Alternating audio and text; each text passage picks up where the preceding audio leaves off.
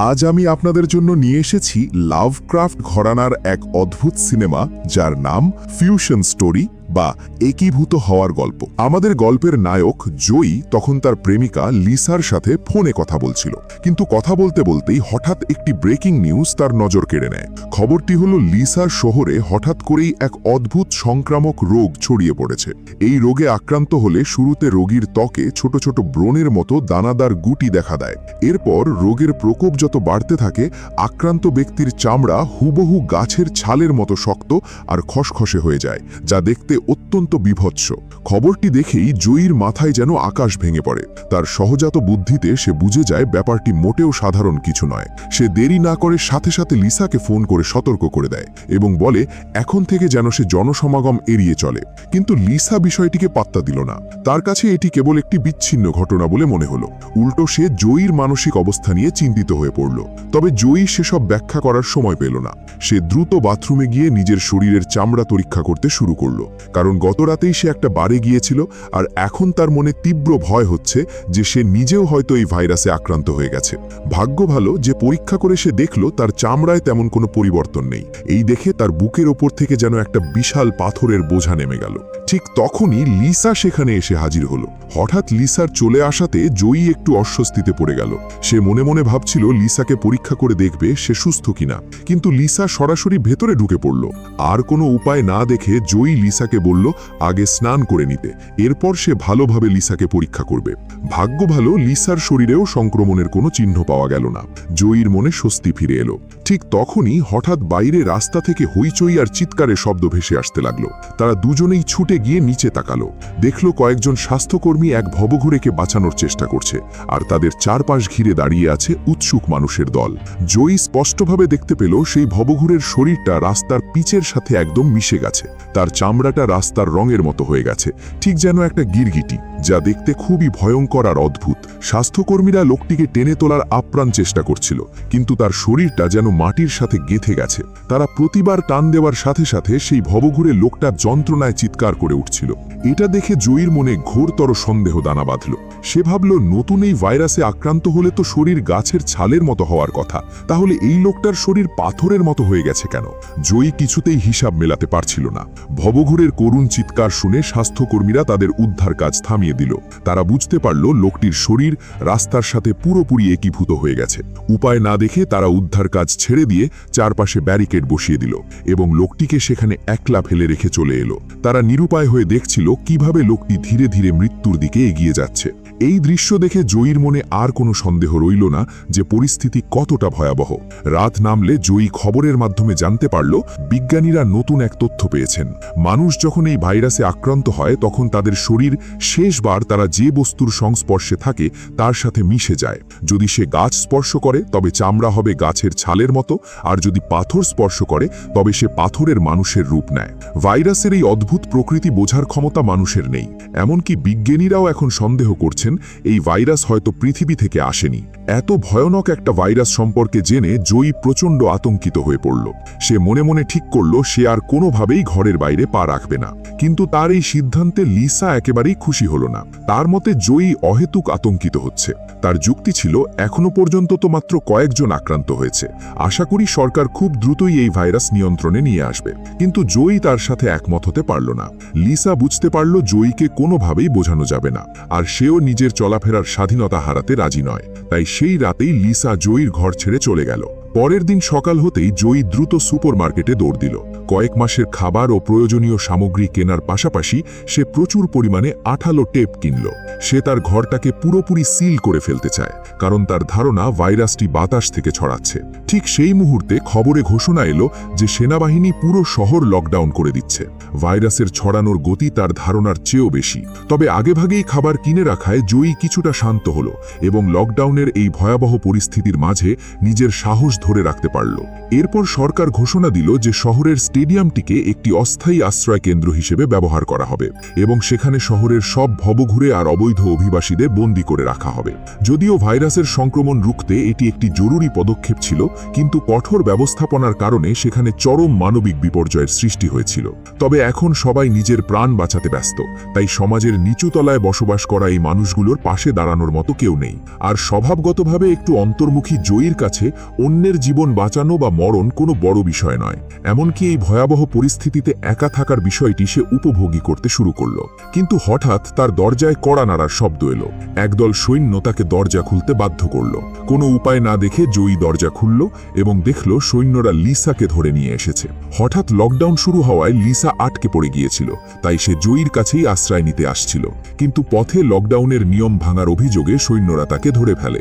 লিসাকে দেখে জয়ীর মুখে বিরক্তির ছাপ ফুটে উঠল, কারণ বাইরে সারা দিন থাকার কারণে লিসা হয়তো ভাইরাস বহন করছে। কিন্তু সৈন্যরা সেসবের তোয়াক্কা করল না। তারা লিসাকে ঠেলে ভেতরে ঢুকিয়ে দিয়ে জয়ীকে সতর্ক করে দিল যেন তারা ঘর থেকে বের না হয়। ভালো কথা, পরীক্ষার পর লিসার শরীরে সংক্রমণের কোনো লক্ষণ দেখা গেল না, তাই জয়ী তাকে আবার গ্রহণ করল। জয়ীর মনে হলো যদিও দুজনের খাবার দ্রুত শেষ হয়ে যাবে, তবুও এই মহাপ্রলয়ের মাঝে লিসা পাশে থাকলে একা থাকার চেয়ে কিছুটা ভালোই হবে। এভাবে কয়েকদিন পার হওয়ার পর হঠাৎই অ্যাপার্টমেন্টের বিদ্যুৎ চলে গেল। কিন্তু জয়ী আগে থেকেই প্রস্তুত ছিল। সে তার সাইকেলটিকে একটি মানব শক্তি জেনারেটরে পরিণত করেছিল। অবাক কাণ্ড, সাইকেল চালাতেই ঘর আলো হয়ে উঠল। লিসা তখন ওয়াইফাই দিয়ে বাইরের খবর জানার চেষ্টা করছিল, কিন্তু দেখল সব ওয়েবসাইট ডাউন হয়ে আছে। কেবল শহরের নজরদারি ক্যামেরা বা সিসিটিভি নেটওয়ার্ক কাজ করছে। লিসা যখন সেই ক্যামেরার ফুটেজগুলো দেখছিল, সে দেখল রাস্তাঘাট পুরো জনশূন্য। শুধু স্টেডিয়ামের ভেতর সেই অভিবাসীরা এখনো হুল্লোড় করছে। তাদের এত প্রাণবন্ত দেখে লিসার মনে কিছুটা স্বস্তি এলো। কিন্তু ঠিক সেই মুহূর্তে লিসার পায়ের নিচে একটা পাথর অনুভব করল। সে অবাক হয়ে ভাবল শোবার ঘরে পাথর এলো কোথা থেকে। তাই সে সাথে সাথে নিচে বসে পরীক্ষা করতে লাগলো। ঠিক তখনই লিসা দেখতে পেল যে তাদের শোবার ঘরের দেয়ালে একটা বড় গর্ত হয়ে আছে। লিসা দ্রুত জয়ীকে ডাকল, আর জয়ী কাছে এসে দেখল দেয়ালের পাথরগুলো সব ভেঙে নিচে পড়ে আছে। সবচেয়ে অদ্ভুত আর ভয়ের বিষয় হলো পাথরগুলো যেন জীবন্ত, মনে হচ্ছে যেন ওগুলো এখনো নড়াচড়া করছে। জয়ী ভালো করে তাকিয়ে দেখল পাথরের সেই স্তূপের ভেতর একটা মানুষের মুখ দেখা যাচ্ছে, আর সেটা আর কেউ নয়, তাদের প্রতিবেশী ওল্ড ওয়াং। তখনই জয়ী বুঝতে পারল যে ওল্ড ওয়াং ভাইরাসে আক্রান্ত হয়েছে এবং ভাইরাসটি এখন তাদের ঘরের ভেতরেও ঢুকে পড়েছে। জয়ী যখন লিসাকে নিয়ে সেখান থেকে পালানোর প্রস্তুতি নিচ্ছিল, ঠিক সেই মুহূর্তে ভারসাম্যহীন হয়ে পড়া ওল্ড ওয়াং সরাসরি তাদের ওপর ঝাঁপিয়ে পড়ল এবং জয়ীকে জাপটে ধরল। লিসা পাশে থাকা একটা লাঠি দিয়ে ওল্ড ওয়াংয়ের শরীরে সজোরে আঘাত করল, যে এখন পাথরের দানব হয়ে গেছে। আশ্চর্যের বিষয় হলো লিসার সেই এক আঘাতে ওল্ড ওয়াং যেন ভেঙে চুরমার হয়ে গেল। এরপর যখন লিসা জয়ীকে ওল্ড ওয়াংয়ের শরীরের ভেতর থেকে টেনে বের করল, সে দেখল জয়ীর শরীরে ওল্ড ওয়াংয়ের দেহ থেকে ছিটকে আসা পাথরের টুকরোগুলো গেঁথে আছে। লিসার সাথে সাথে জয়ীর ক্ষতস্থানে চিকিৎসা শুরু করল, কিন্তু সে দেখল সেই পাথরের টুকরোগুলো জয়ীর চামড়ার সাথে মিশে যাচ্ছে। সেগুলো যেন শরীরের শিকড় গেড়ে বসেছে। প্রতিটি পাথর টেনে বের করার সময় জয়ীর মাংস সহ উঠে আসছে। অনেক কষ্টে লিসা জয়ীর শরীর থেকে পাথরের টুকরোগুলো বের করে আনলো ঠিকই, কিন্তু লিসার মনে এক গভীর আতঙ্ক কাজ করছিল। সে ভয় পাচ্ছিল যে খুব দ্রুত জয়ীও ভাইরাসের কবলে পড়ে পাথরের মানুষে পরিণত হবে। এই চিন্তায় লিসা এতটাই ভেঙে পড়ল যে সে অ্যাপার্টমেন্টের আবর্জনা ফেলার ছিদ্র দিয়ে চিৎকার করে প্রতিবেশীদের কাছে সাহায্য চাইল। কিন্তু অদ্ভুত ব্যাপার হলো জয়ীর এই অবস্থায় প্রতিবেশীদের কারোই কোনো মাথা ব্যথা নেই। উল্টো তারা লিসাকে উদ্দেশ্যহীনভাবে ঘোরাঘুরি না করার পরামর্শ দিচ্ছে। পরিস্থিতি এতটাই ভয়াবহ যে কেউ কেউ লিসাকে জিজ্ঞেস করছে যে তারা তাদের নিখোঁজ কুকুরটিকে দেখেছে কিনা। লিসার খুব খারাপ লাগলো। মনে হলো এই মহাপ্রলয়ের দিনে মানুষের প্রাণের দাম একটা কুকুরের চেয়েও কমে গেছে। আপাতত লিসার আর কিছু করার ছিল না। সে কেবল জয়ীর সুস্থতার জন্য প্রার্থনা করতে লাগলো। কিন্তু জয়ী সারা রাত অচেতন থাকার পর পরের দিন সকালে অলৌকিকভাবে চোখ খুলল। মনে হলো তার রোগ প্রতিরোধ ক্ষমতা ভাইরাসটিকে পরাজিত করেছে। কয়েকদিন বিশ্রামের পর জয়ী পুরোপুরি সুস্থ হয়ে উঠল। কাজ না পেয়ে তারা আবার খবর দেখতে চাইল বাইরে পরিস্থিতি কেমন। লিসা আবার সাইকেলে উঠে বিদ্যুৎ তৈরি করতে শুরু করলো, কিন্তু ইন্টারনেট চালু করতেই দেখল সব ওয়েবসাইট এখনো বন্ধ। শুধু শহরের সিসিটিভি ক্যামেরাগুলোই কেবল সচল আছে। বেশিরভাগ ক্যামেরার ফুটেজই ফাঁকা। কিন্তু যখন তারা স্টেডিয়ামের দিকের ফুটেজ দেখল, জয়ী আর লিসা দুজনেই স্তব্ধ হয়ে গেল। কিছুক্ষণ আগেও যারা সেখানে জীবিত ছিল, এখন তারা সবাই মেঝেতে একাকার হয়ে মিশে গেছে, দেখতে যেন একদলা কাদা। তাদের এই করুণ পরিণতি দেখে জয়ী আর লিসা একদম চুপ হয়ে গেল। ঠিক তখনই লিসা জানালার বাইরে কুকুরের ডাক শুনতে পেল। সে দ্রুত দেখার জন্য এগিয়ে গেল এবং দেখল জানালায় একটা পচা কাঠের টুকরো আটকে আছে। আছে, যার গায়ে আবার একটা কুকুরের অবয়ব ফুটে উঠেছে। এটা সেই কুকুরের মতো যা উপরতলার প্রতিবেশীর হারিয়ে গিয়েছিল। কুকুরটি যে দেওয়াল বেয়ে নিচে নেমে এসেছে তা পরিষ্কার, আর সেটি ভাইরাস দ্বারা আক্রান্ত হয়ে ওই কাঠের টুকরোর সাথে পুরোপুরি মিশে গেছে। লিসা যখন ভাবছিল কুকুরটি মারা গেছে কিনা, ঠিক তখনই জয়ী খেয়াল করল সেই মিউটেন্ট বা পরিবর্তিত কুকুরটি নড়াচড়া করছে। জয়ী দ্রুত লিসাকে সাবধান করল। কুকুরটি লিসার ওপর আক্রমণের প্রস্তুতি নিতেই জয়ী ক্ষিপ্র গতিতে লিসাকে টেনে সরিয়ে নিল এবং দ্রুত দরজা বন্ধ করে দিল। ভেতর থেকে কুকুরটির রাগী চিৎকার শোনা যাচ্ছিল। পরিস্থিতি বেগতিক দেখে জয়ী আর দেরি না করে লিসাকে নিয়ে সরাসরি কাপড় রাখার আলমারির ভেতরে ঢুকে পড়ল। কুকুরটি দরজায় ধাক্কা দিয়ে ভেঙে ভেতরে ঢুকে চারদিকে খুঁজতে শুরু করল। জয়ী আর লিসা তখন ভয়ে কাঁপছিল যদি কুকুরটি তাদের গন্ধ পেয়ে যায়। ভাগ্যক্রমে কুকুরটি সম্ভবত ঘ্রাণ শক্তি হারিয়ে ফেলেছিল, তাই আলমারিতে লুকিয়ে থাকা জয়ীদের সে খুঁজে পেল না। কিছুক্ষণ খোঁজাখুঁজির পর কুকুরটি চলে গেল। জয়ী আর লিসা ভাবল কুকুরটি বাইরে আছে, তাই জয়ী লড়াই করার জন্য প্রস্তুত হচ্ছিল। কিন্তু ঠিক তখনই দেখল আলমারির ভেতরে একটা বিশাল চশমা পড়ে আছে। এটা দেখে তারা আবারও ভয় পেয়ে গেল। জয়ী হাতের কাছে থাকা ছুরি দিয়ে চশমাটিতে আঘাত করল এবং দ্রুত দরজা আটকে দিল। মনে হলো আরও এক হতভাগা প্রতিবেশী ভাইরাসের কবলে পড়ে দেয়ালের সাথে মিশে গেছে। তবে লিসার এখন আর এসব নিয়ে মাথা ব্যথা নেই। সে শুধু ভাবছে সেই কুকুরটির কথা। সে জানালা দিয়ে এসেছিল, কিন্তু এখন আর তাকে দেখা যাচ্ছে না। এর মানে হলো কুকুরটি বিভিন্ন তলায় ঘুরে বেড়াতে পারে এবং ভাইরাসটিকে সব জায়গায় ছড়িয়ে দিচ্ছে। আর এভাবেই পুরো অ্যাপার্টমেন্ট বিল্ডিং খুব দ্রুত ভাইরাসের কবলে পড়ে ধ্বংস হয়ে যাবে। লিসার ধারণা সত্যি হলো। পরের দিনই সে বুঝতে পারল সে নিজেও ভাইরাসে আক্রান্ত হয়েছে। তার চামড়ায় ছোট ছোট মাংসের দানার মতো গুটি উঠতে শুরু করেছে, যা সংক্রমণের প্রাথমিক লক্ষণ। জয়ী তখন দিশেহারা। কোনো উপায় না দেখে সে লিসার শরীর থেকে সেই মাংসের দানাগুলো কেটে বাদ দেবার চেষ্টা করতে লাগলো। জয়ী প্রাণপণ চেষ্টা করল লিসাও যেন তার মতোই এই ভাইরাসের বিরুদ্ধে ইমিউন বা রোগ প্রতিরোধ ক্ষমতা গড়ে তুলতে পারে, কিন্তু তার সব চেষ্টা বিফলে গেল। জয়ী সারা রাত না ঘুমিয়ে লিসার শরীরে সেই মাংসের দানাগুলো কেটে বাদ দেওয়ার চেষ্টা করেও কোনো লাভ করতে পারল না, বরং সেগুলো আরও বড় হতে লাগলো। মানসিকভাবে ভেঙে পড়া জয়ী বাথরুমে গেল নিজেকে একটু সামলে নিতে। কিন্তু ঠিক তখনই বাথরুমের ভেন্টিলেশন পাইপ থেকে যেন একটা কণ্ঠস্বর ভেসে এলো। সেটা ছিল ওপরতলার মিসেস কিমের কণ্ঠস্বর, যিনি মনে হয় ভেন্টিলেশন পাইপের সাথেই পুরোপুরি মিশে গেছেন। তবে তার মধ্যে এখনো মানুষের সামান্য চেতনা বাকি ছিল। তিনি জয়ীকে বললেন আর লড়াই না করতে এবং নিজেকে শেষ করে দিতে, যাতে অন্তত কষ্টটা কম হয়। কারণ তিনি স্পষ্ট অনুভব করতে পারছেন যে পুরো অ্যাপার্টমেন্টের বাসিন্দারা এখন এই অ্যাপার্টমেন্টের সাথেই একীভূত হয়ে গেছে। মিসেস কিমের কথা শুনে জয়ীর মনে এক চরম অশুভ আশঙ্কা জাগলো। তার কি তবে লিসাও অ্যাপার্টমেন্টের সাথে মিশে গেছে? সে দৌড়ে শোবার ঘরে ফিরে গিয়ে দেখল লিসা ভাইরাসের শেষ পর্যায়ে পৌঁছে গেছে। লিসা বিছানার চাদরের সাথে পুরোপুরি মিশে গেছে। জয়ী নিজের চোখকে বিশ্বাস করতে পারছিল না। সে মাত্র কিছুক্ষণ আগেই বাইরে গিয়েছিল, এর মধ্যেই এমনটা কিভাবে হলো? সে পাগলের মতো লিসার শরীর থেকে চাদরটা টেনে ছাড়ানোর চেষ্টা করলো, কিন্তু সেগুলো লিসার চামড়ার সাথে আঠার মতো লেগে আছে। সে কাঁচি দিয়ে চাদরটা কাটার চেষ্টা করলো, কিন্তু সামান্য একটু কাটতেই চাদরের ভেতর থেকে প্রচুর রক্ত বেরিয়ে এলো। জয়ী তখন দিশেহারা। লিসার অসহ্য যন্ত্রণা দেখে সে কি করবে ভেবেই পাচ্ছিল না। শেষ পর্যন্ত সে অসহায় হয়ে দেখল লিসা ধীরে ধীরে চাদরের সাথে মিশে যাচ্ছে। কিছু সময় পর জয়ী যখন আবার লিসাকে দেখতে গেল, তখন দেখল লিসা পুরোপুরি চাদরের সাথে একীভূত হয়ে গেছে। লিসার মধ্যে থাকা সামান্য মানবিক চেতনা থেকেই সে জয়ীকে বলল এখান থেকে দ্রুত চলে যেতে, কারণ সে স্পষ্ট বুঝতে পারছে এই পুরো অ্যাপার্টমেন্টে এখন একটা বিশাল দানবের মতো আচরণ করছে। এর নিজস্ব চেতনা তৈরি হয়েছে এবং এটি এখন জয়ীকেও গ্রাস করতে চাইছে। কিন্তু জয়ী এখন কোথায় যাবে? তাই সে সিদ্ধান্ত নিল লিসার জীবনের শেষ মুহূর্ত পর্যন্ত তার পাশেই থাকবে। এরপর জয়ী শুধু চেয়ে দেখল তার চোখের সামনে লিসার শরীরটা ধীরে ধীরে চাদরে রূপান্তরিত হয়ে গেল, আর সেই চাদরও মিশে গেল বাড়ির সাথে। শেষে সবকিছু অদৃশ্য হয়ে গেল। শোকাতুর জয়ী ঠিকমতো দুঃখ প্রকাশ করার আগেই পুরো অ্যাপার্টমেন্ট কেঁপে উঠল। দেওয়ালগুলো আস্তে আস্তে সংকুচিত হতে শুরু করলো, যেন পুরো অ্যাপার্টমেন্ট একটা জীবন্ত দানব, আর জয়ী সেই দানবের পেটের ভেতরে আছে। সে এমনকি সেই দানবের হৃদস্পন্দনও অনুভব করতে পারছিল। কোনো উপায় না দেখে ঘর ছোট হয়ে আসায় জয়ী দেওয়ালের ছিদ্র দিয়ে ঢোকার চেষ্টা করলো। সেখানে গিয়ে সে দেখল অ্যাপার্টমেন্টের করিডরগুলো এখন বিশাল সব নালীর মতো হয়ে গেছে, যা জীবন্ত এবং জয়ীকে শুষে নিতে চাইছে। জয়ী পাগলের মতো দৌড়াতে শুরু করলো, কিন্তু দৌড়াতে দৌড়াতে সে একসময় পথ হারিয়ে ফেলল। কোনো উপায় না দেখে সে একটা জানালার ভেতর দিয়ে ঝাঁপ দিল, কিন্তু সে জানত না যে জানালার ওপারে একটা গভীর খাদ আছে। সেখানে পড়েই সে জ্ঞান হারিয়ে ফেলে। জ্ঞান ফেরার পর সে দেখে পাশে এক অপরিচিত নারী বসে আছে। নারীটি জয়ীকে বলল সেও ভাইরাসের ইমিউন ক্ষমতা রাখে, তাই এখনো বেঁচে বেঁচে আছে। সে বুঝতে পারছে পুরো বাড়িটা এখন একটা জীবন্ত দানব, যার মানুষের মতো শরীর আছে, আর তারা এখন সেই দানবের পাকস্থলীর ভেতরে আছে।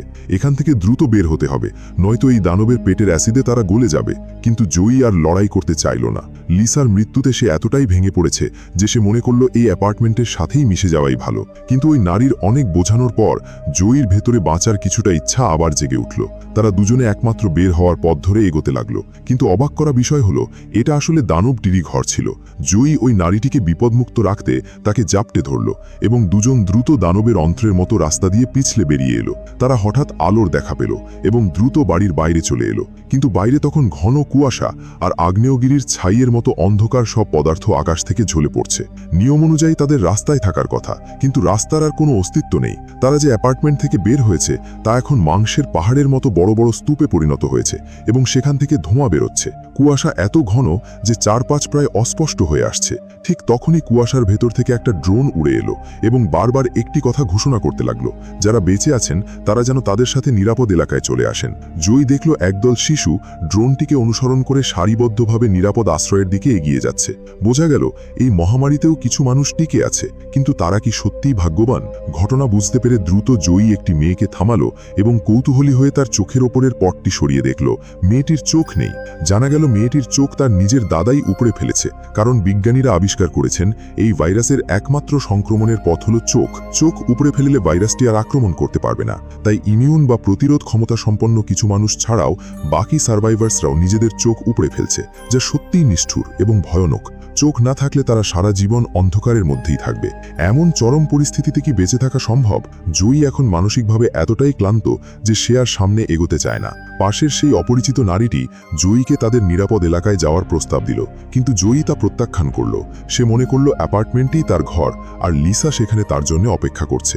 তাই জয়ী আর কোনো দ্বিধা না করে আবার সেই অ্যাপার্টমেন্টের ভেতরে ঢুকে পড়ল, যা এখন মাংসের পাহাড়ে পরিণত হয়েছে। সেখানে গিয়ে সে শুয়ে পড়ল। জয়ী যখন আবার চোখ খুলল, দেখল সে মাংসের পাহাড়ের গভীরে চলে এসেছে এবং একটি বিশাল চোখ তাকে পর্যবেক্ষণ করছে। তার অর্ধেক শরীর তখন মাংসের পাহাড়ের সাথে মিশে গেছে। এই মুহূর্তে সে স্পষ্ট অনুভব করল লিসা তাকে নিতে এসেছে। এরপর জয়ী এক চিলতে বিষণ্ণ হাসি হাসল। সে ভাবতেই পারেনি যে তাদের এভাবে আবার দেখা হবে। জয়ী শান্ত হয়ে শুয়ে পড়ল। যদিও তার ইমিউন ক্ষমতা ছিল, কিন্তু সে লড়াই করা ছেড়ে দিয়েছে। সে নিজেকে মাংসের পাহাড়ের সাথে মিশে যেতে দিল। একটু একটু করে তার অস্তিত্ব বিলীন হয়ে গেল। শেষ পর্যন্ত পুরো পৃথিবী একটা বিশাল অখণ্ড জীবন্ত সত্তায় পরিণত হলো। তার কোনো নির্দিষ্ট আকার নেই, শুধু অবিরাম নড়াচড়া করা মাংসপিণ্ড আর অসংখ্য বন জঙ্গলের মিশে যাওয়ার চিহ্ন। আমাদের এই গল্প এখানেই শেষ হলো। ভিডিওর শেষটা যে অস্তিত্ববাদী শূন্যতা প্রকাশ করে তা লাভক্রাফট ঘরানার গল্পের মূল চেতনার সাথে পুরোপুরি মিলে যায়। জয়ী শেষ পর্যন্ত পালিয়ে যাওয়ার চেষ্টা ছেড়ে দেয় এবং স্বেচ্ছায় একীভূত হওয়াকে মেনে নেয়, যা কোনো সাহসের পরিচয় নয়, বরং এই নির্থুর তথ্যকে মেনে নেওয়া যে মানব সভ্যতা পুরোপুরি ধূলিসাৎ হয়ে গেছে। অর্থহীন বেঁচে থাকার চেয়ে এই শূন্যতায় হারিয়ে যাওয়াই তার কাছে চূড়ান্ত সমাধান বলে মনে হয়েছে। এটি সেই লাভক্রাফটের গল্পের মতোই, যেখানে মানুষ যখন নিজের বোধগম্যতার বাইরের কোনো বিশাল শক্তির সামনে পড়ে তখন তাদের লড়াই তুচ্ছ হয়ে যায়। আত্মার সেই গভীর থেকে আসা অসহায়ত্বই হলো এই ঘরানার প্রাণ। সব মিলিয়ে এই গল্পের গভীরতা অনেক। আশা করি আপনারা তদন্তকারীরা এটি উপভোগ করেছেন। তাহলে পরের পর্বে কোন লাভক্রাফট ঘরানার সিনেমা আসছে, সবাই চোখ রাখুন, জানতে পারবেন।